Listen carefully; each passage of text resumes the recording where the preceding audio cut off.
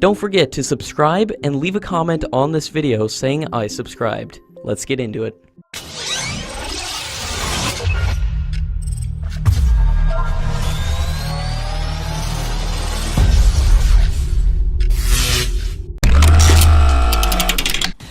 The Modi government has finally taken the big decision to shelve the $10 billion project on procuring only single-engine fighter jets from foreign manufacturers, but the government is also planning to push for Tejas Mk-2 for the Indian Air Force, which is in dire need of modern fighter jets.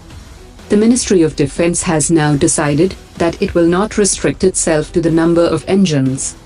Keeping in mind the requirement of the Indian Air Force, the government has decided to push for the homegrown Tejas Mk-2, which is much cheaper than the F-16 or Gripen.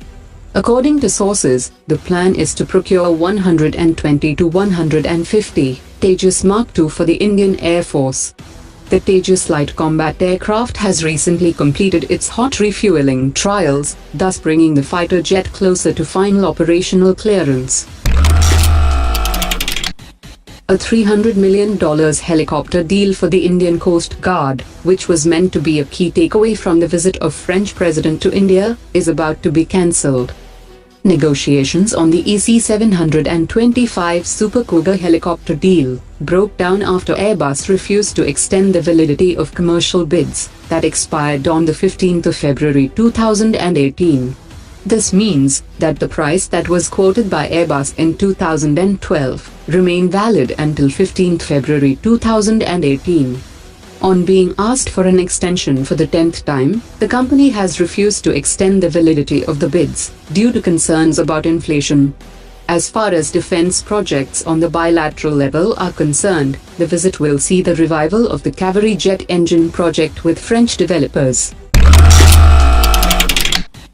A DRDO proposal to develop 6 AWACS aircraft, based on the Airbus A330, worth over 20,000 crore rupees, is expected to come up for discussion at a high-level meeting of the Defence Ministry. As per the plan, the DRDO would first develop the 2 aircraft from Airbus, and then modify the aircraft to fix the radar system, which would give them the capability to conduct 360-degree snooping, with a range of over 400 kilometers in the sky.